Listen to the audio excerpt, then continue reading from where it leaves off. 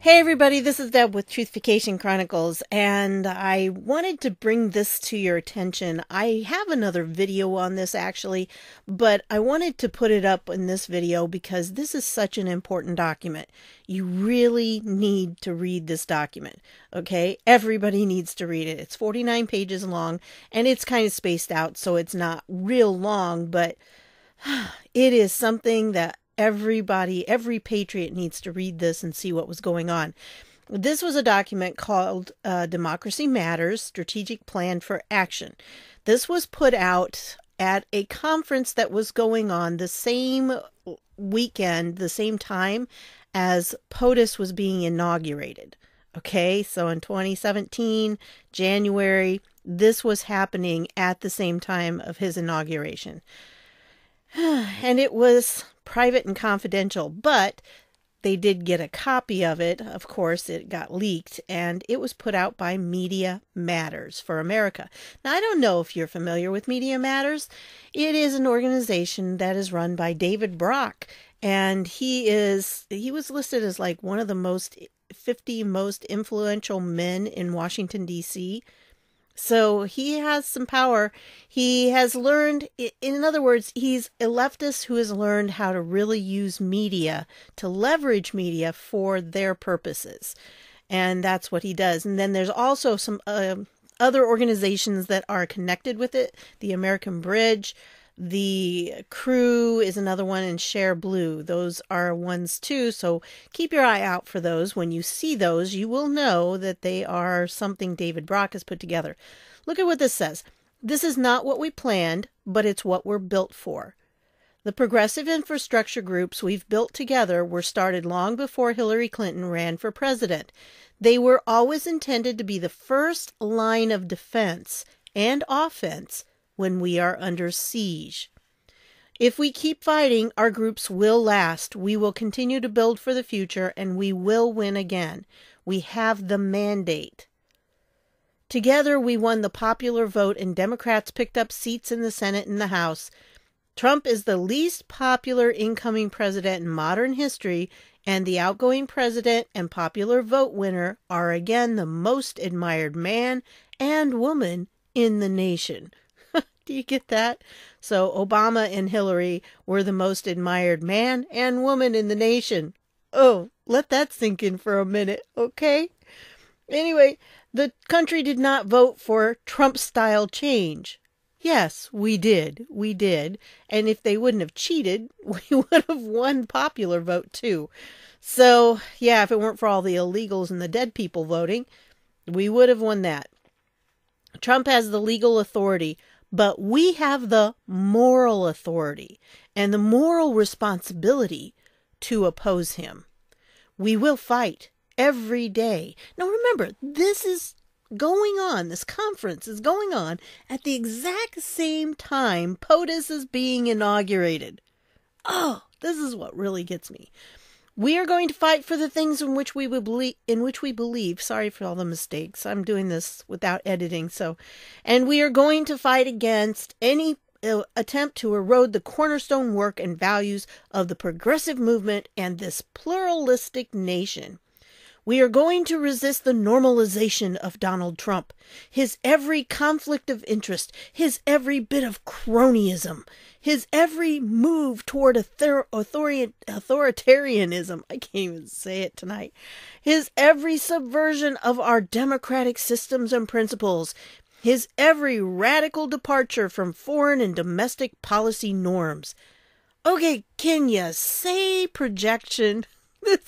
That's a perfect example of projection, where you take things that you're guilty of and you blame somebody else. You point the finger at somebody else to get the focus off of yourself, and it makes you feel better, like you're the righteous one, which is just what that is. We're going to contest every effort at every level of government to limit rights, rescind protections, entrenching inequality, redistribute wealth upwards, or in any other way fundamentally undermine the tenets of egalitarianism that must serve as the bedrock of our democracy. Again, I mean, if you look at this, it's like, really, these people are delusional. And I say that because they truly believe that they are righteous in this and that their way of doing things is what we need. Of course, this is exactly what happened to Venezuela several years ago. And by the way, did you know that Hugo Chavez's his motto was hope and change in Spanish, of course? I didn't know that until just the other day. I saw it and it was like, oh, wow, hope and change. Where have we heard that before? So, and his regime was really the start of Venezuela's downfall. So, and as they said, socialism works for a little while and it makes it look good, but then it soon catches up because you run out of money. You can only take so much money from people. And then finally those people run out of money or they leave the country. And that's, very distinct what might happen. So this just goes on. And I know this doesn't sound, it sounds typical left wing at this point, but you need to go through and see this, because what they do is they lay out a plan here for how they're going to attack Trump and anyone who supports him, and how they're going to basically use the media to destroy them. And they are really kind of nasty about the words they use here. And serial misinformers and right-wing propagandists inhabiting everything from social media to the highest levels of government will be exposed and discredited. See, they're not happy with just if there's truly some kind of corruption. They're not happy with just exposing it. They want to not only show people, they want to take everybody down. Is the problem. Anybody who disagrees with them, they want to destroy them, just like they did with the Covington Catholic kids. That was not something that should have ever gotten to that point, but this is how they work. This is how they've taken the media and targeted, excuse me, and used the media to do this kind of thing, to take people down, to discredit them. And that is a big part of it, discrediting them. Because you see, if they don't discredit them, then they're going to have them, they're going to be exposed. That's the simple part of it. If they don't discredit the people who are speaking the truth, then people are going to see the truth. And if people see the truth, these people are going to be out of power. And so they can't afford to let the truth get out there. So they have to do whatever they can to discredit people. Now, I know you've all heard the term conspiracy theorist, and that's what's used a lot of times to discredit people. That's the label they put on them. That was actually concocted by the CIA a few decades ago because they wanted a way to discredit people who were questioning what they were doing. But now we know what the CIA's been up to, and we know that it had nothing to do with a fake conspiracy theorist. Maybe they are conspiracy theorists, but they were right. There is a conspiracy, and the theories about them, some were accurate, okay? I'm not saying all of them, but some of them were. And so when you're talking about that whole term, conspiracy theorist, it really was a term used, it was weaponized to take out and discredit anybody who opposed the narrative they wanted to put forth. So it doesn't mean, it doesn't surprise me at all that they're wanting to discredit people. Now, again, I'm not going to go through this whole thing because it gets worse as it goes. It talks about how they're going to use Facebook to take people down, how they're going, it really just goes through the whole thing. I will put a link to the other one that I did, the other video, where I spend a lot more time on this. I did it back when they were having the big Facebook purge, and they purged a bunch of Republicans, a bunch of conservative Facebook pages. So that was the context for it, and I brought it out and I went through it a little bit more in depth.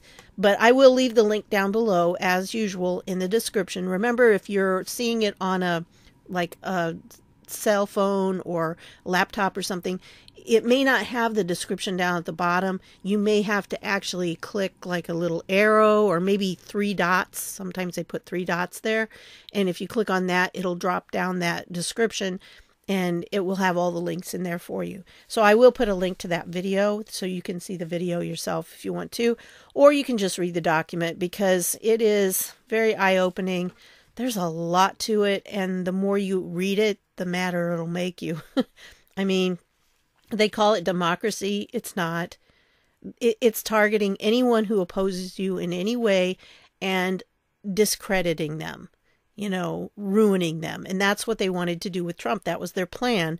Anybody who connected Trump, anybody who supported Trump. And they specifically say that. I mean, I'm not making it up. If you read this, you'll find out that that was their plan. Anybody who supported Trump, they were going to take down. And they've done a pretty good job of it, I think. At least they've tried. But anyway, they never took into consideration the Q team. Okay, this was a website that I found, attacksonTrumpSupporters.com. And again, the link will be down below. You can look at it yourself. They have 318 plus incidences of attacks on Trump supporters. The hate crimes. So I laugh, but I laugh because it's like, these are not reported. I mean, nobody, I'm not really laughing. I'm like, I'm astonished that they're not reported. Most of them, you don't see these. And there's one here, this first one was, they had this conservative group at UC Berkeley, and they had a table there. They were like just promoting their group. And this guy came up, a leftist, and he just went crazy, and he smacked the kid. I mean, he just hauled off and punched him. Here, I'm going to show it to you. I'm not going to put the sound on, but it has a few bad words in it, but anything.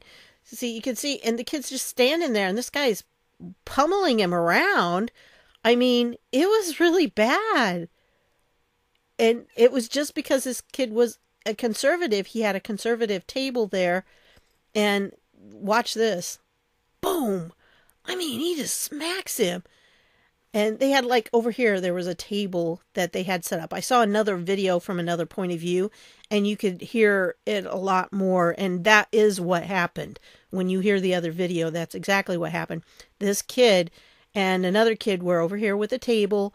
They were promoting this conservative group. This guy went ballistic and just went off on him and started yelling at him. And this kid was trying to back off. He was not really causing any problems. I mean, he was trying to diffuse the situation. And this kid kept getting in his face and then punched him. So, yeah, those things. Do you see that in the news? Not really. But Charlie Kirk is the one that tweeted that out. And here he has more information.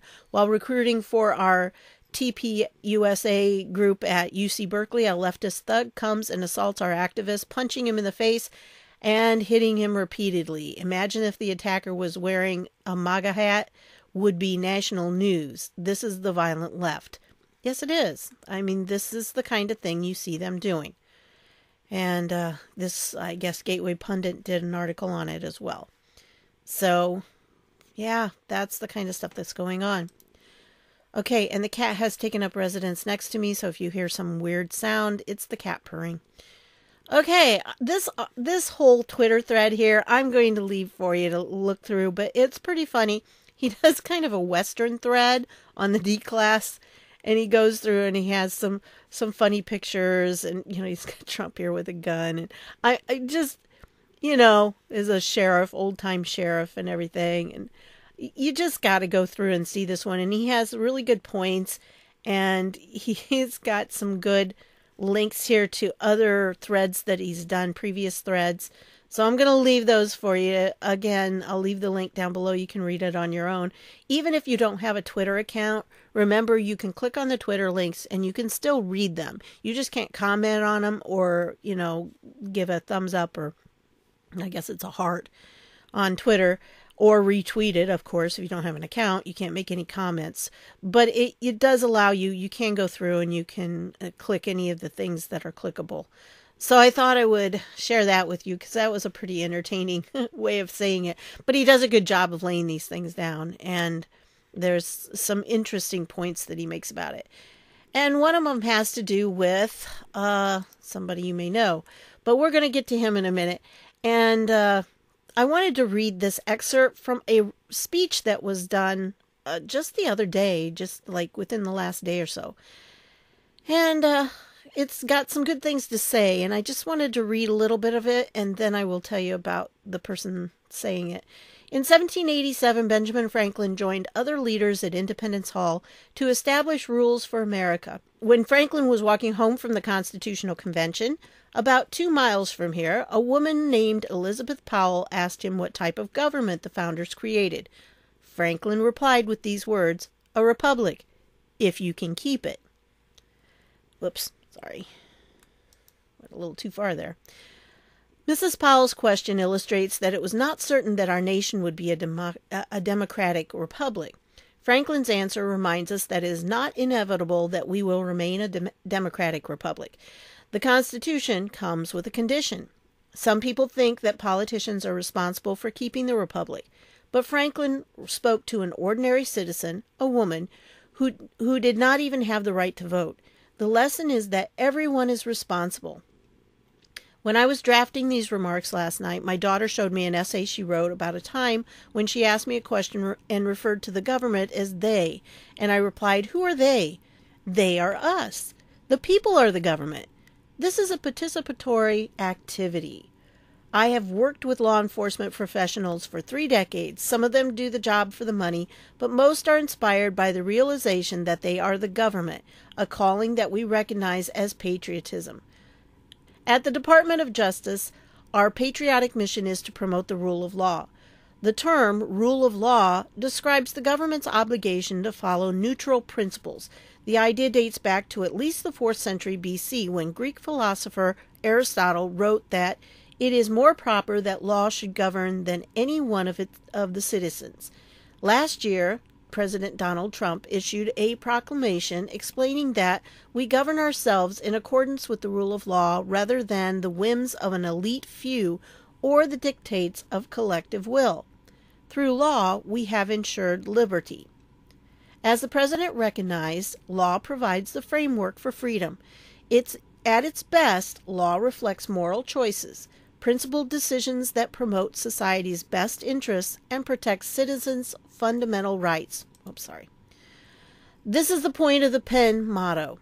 And I'm probably going to mess this one up. Legis sine moribus vanae. Laws without morals are useless. The rule of law is indispensable to a thriving and vibrant society. It shields citizens from government overreach. It allows businesses to invest with confidence. It gives innovators protection for their discoveries. It keeps people safe from dangerous criminals. And it allows us to resolve differences peacefully through reason and logic. When you follow the law, it does not always yield the outcome you would choose. In fact, one indicator that you are following the law is when you respect a result, although you do not agree with it. You respect it because it is dictated by the facts and the law. Abraham Lincoln discussed the issue in his first published speech in 1838. Lincoln worried about sharp political divisions and rising passions in our young republic. He argued that respect for the law is essential to bind society together. Let reverence for the laws, he implored, be breathed by every American parent. Let it be taught in schools, in seminaries, and in colleges.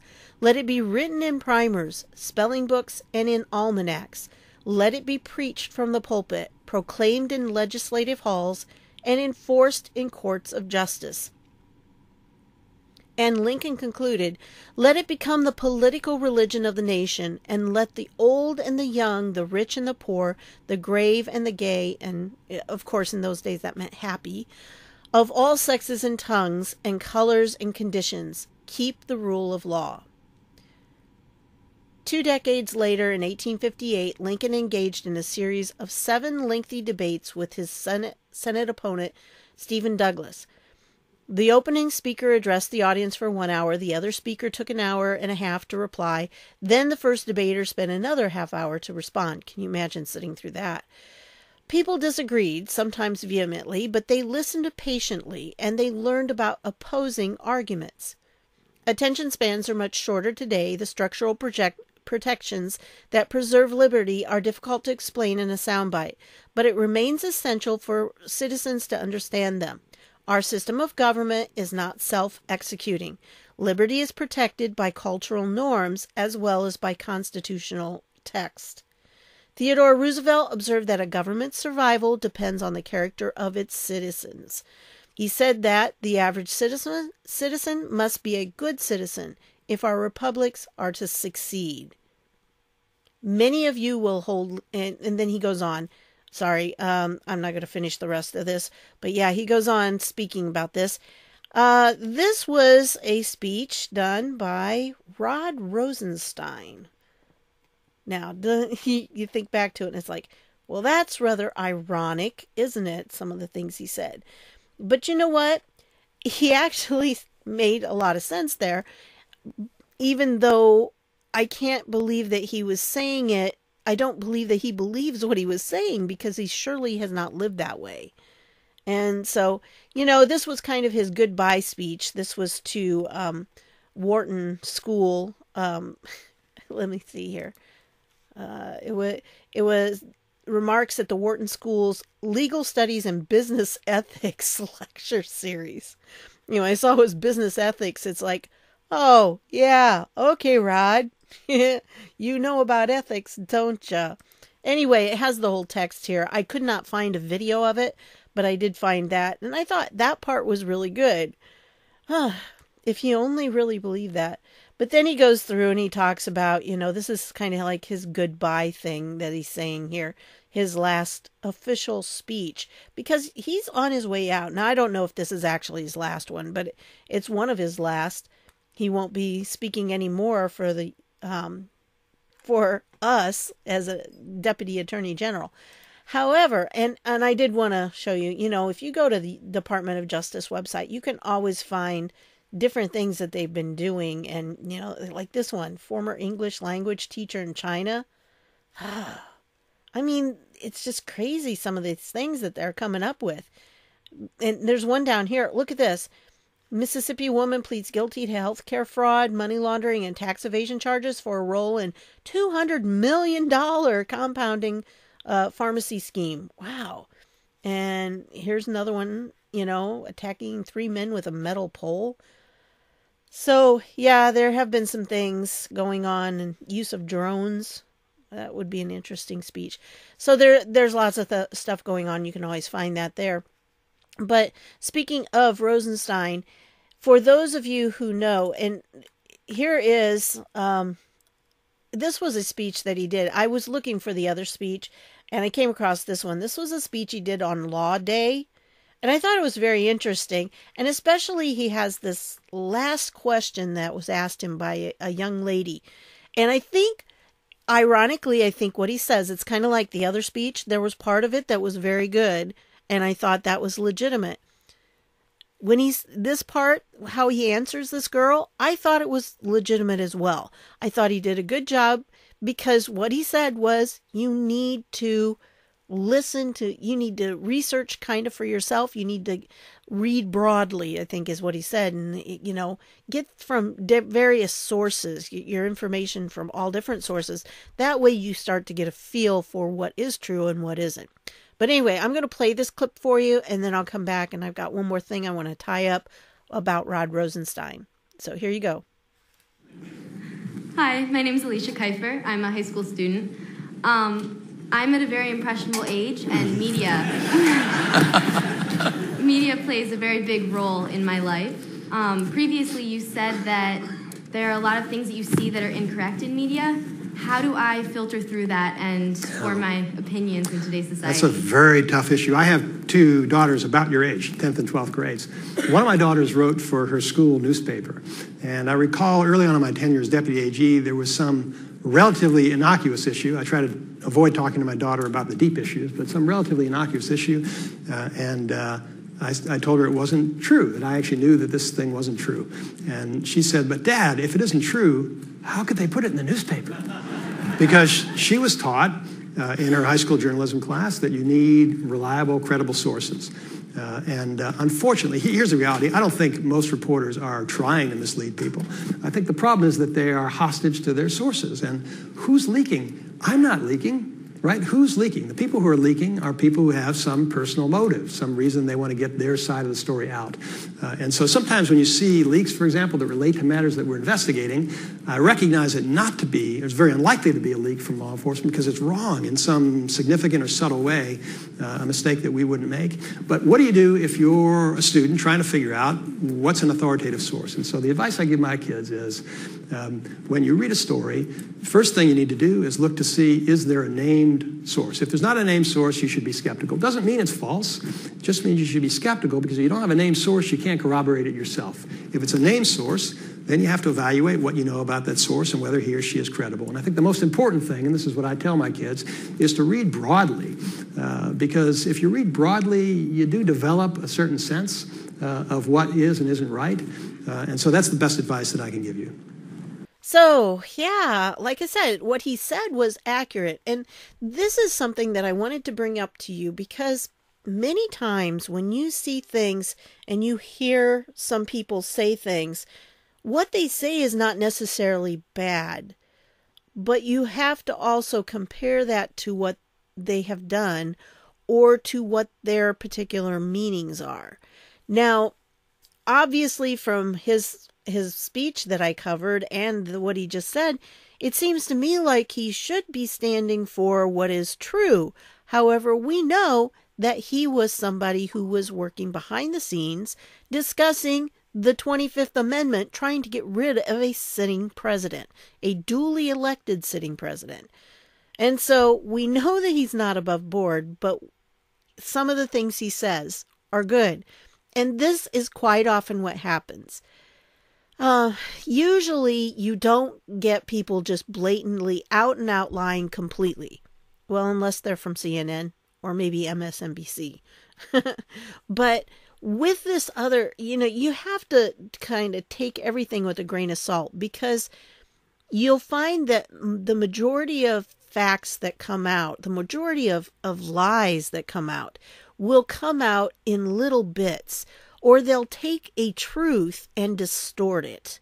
And I was listening to Bongino the other day, and he was talking about the wall and how the left is saying, when Trump came out and said at El Paso that here we have, so much less crime now that they have the wall and everything. And the left came out and said, oh, that's not true. That's not true. That's not true. However, if you actually go back, you will find out that El Paso was having a lot of trouble. They strengthened the wall and they put more troops there and they ended up, or more border patrol, and they ended up having a much stronger security there on the border, and the crime did go down. So then they, strengthened the wall more, they rebuilt or whatever, and it went down even more. So the left is trying to say, oh no, that's not true, when in reality it is. So they've taken what was a situation, if you don't know all the facts, you only know part of them, then it appears on the surface to be true.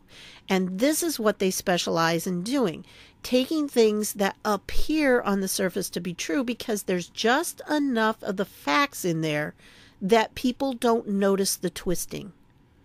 And, for years, some of you already have heard this, but for 13 years, I was part of a biblical counseling ministry in Yahoo Chat.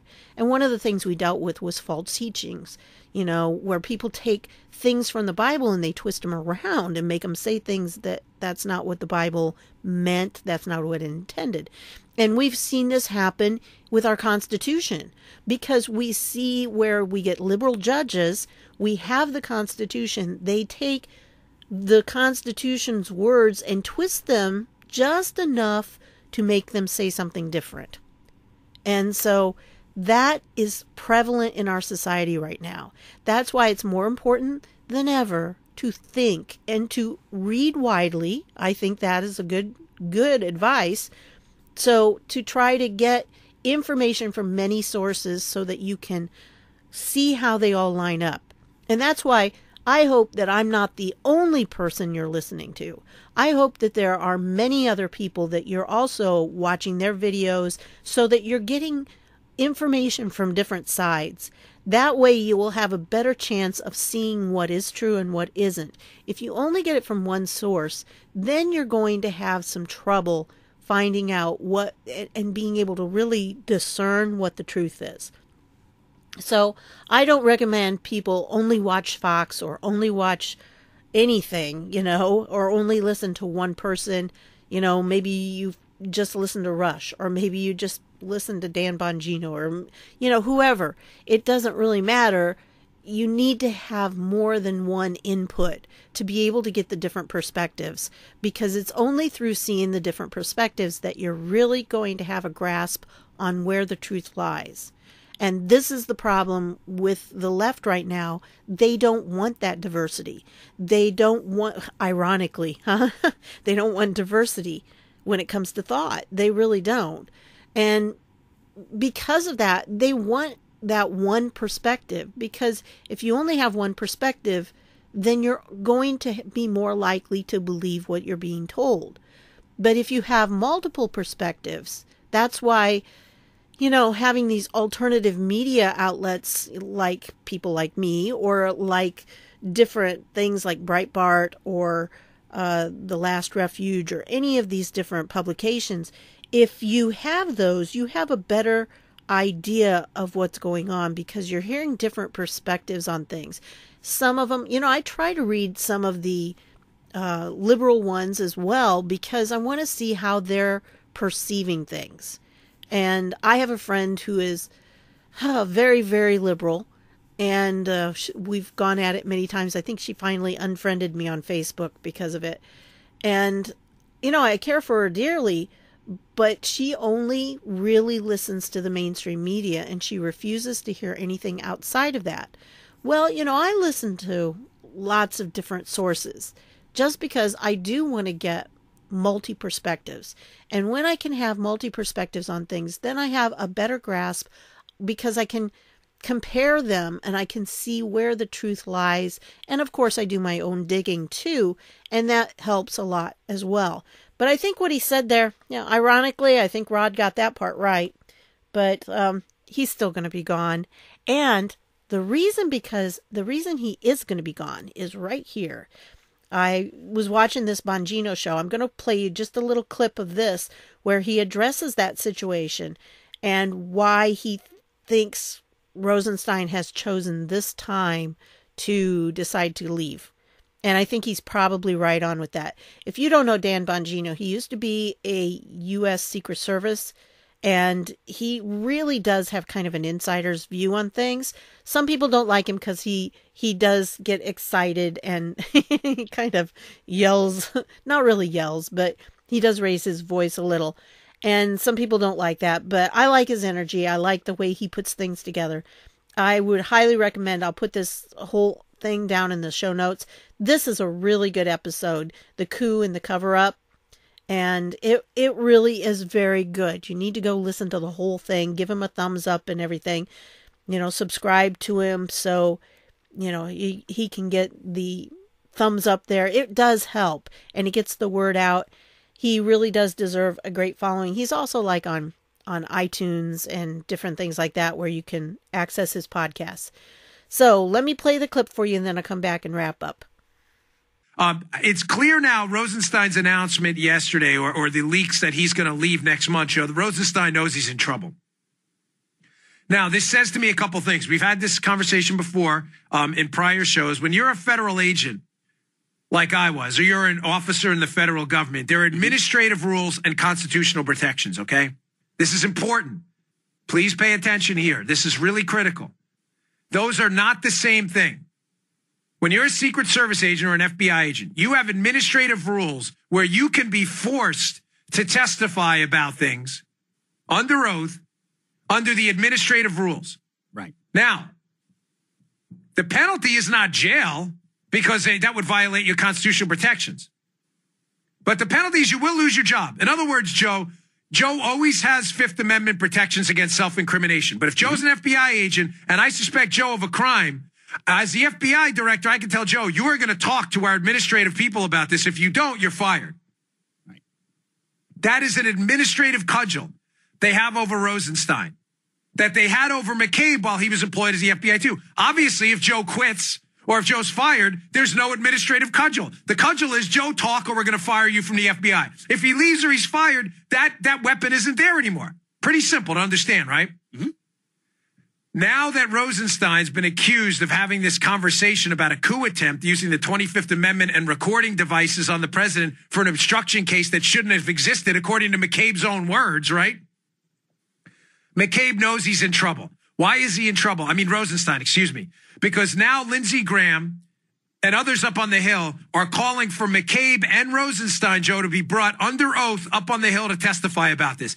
McCabe knows he cannot lie under oath here, or he will be looking at a very serious charge and potential jail time. Rosenstein, too. Rosenstein's now panicking. Rosenstein administratively, as the Deputy Attorney General of the DOJ, under administrative rules, could likely be forced, Joe, to now by Bill Barr. Follow me now that Bill Barr has been confirmed as the Attorney General. Mm-hmm. Rosenstein can be forced to go up to the Hill to answer those questions, and the answers to those questions will be devastating. Did you engage in conversations about removing the president for office using the 25th Amendment and put out there that you were willing to wire yourself up in conversations with the president on an obstruction charge that they admitted didn't even exist? The only answer appears at this point, Joe, yes, I did. It would be some of the most devastating congressional testimony we've seen since Watergate. Rosenstein can't do it, Joe. He can't do it. So he has to wipe clean the administrative cudgel.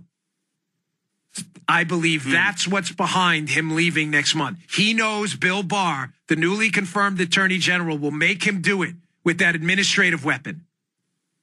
That administrative weapon fails to exist if Rosenstein leaves. That's why you heard him depart so quickly yesterday, or the leaks came out. Oh, he's going to leave in the middle of next month. I'm sure of it. Because now, Joe, what can he do? He can go up to the Hill as Joe Civilian. Rod Rosenstein, no, he's not a member of the DOJ anymore. He can say what? I'm going to take the fifth. Right. So, yeah, if he leaves, then he can just plead the fifth.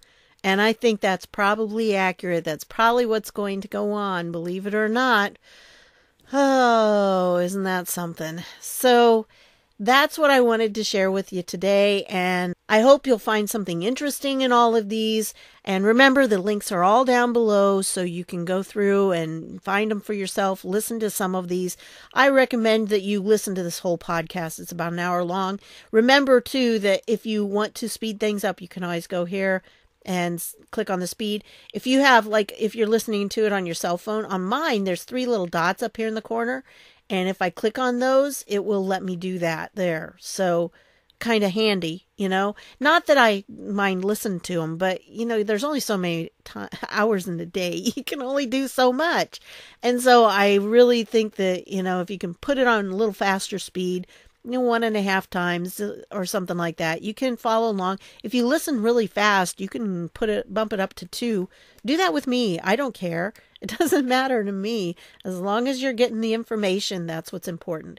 But definitely, I hope as you go through these that you will definitely read through this one and that you'll maybe watch the other video and share this document, because people need to see what their plan was. And it makes a lot more sense when you're watching things now. Everything that's happening on Twitter, everything that's happening on Facebook, other social media. Yeah, it makes so much sense when you know about this. So that's what I've got for you today.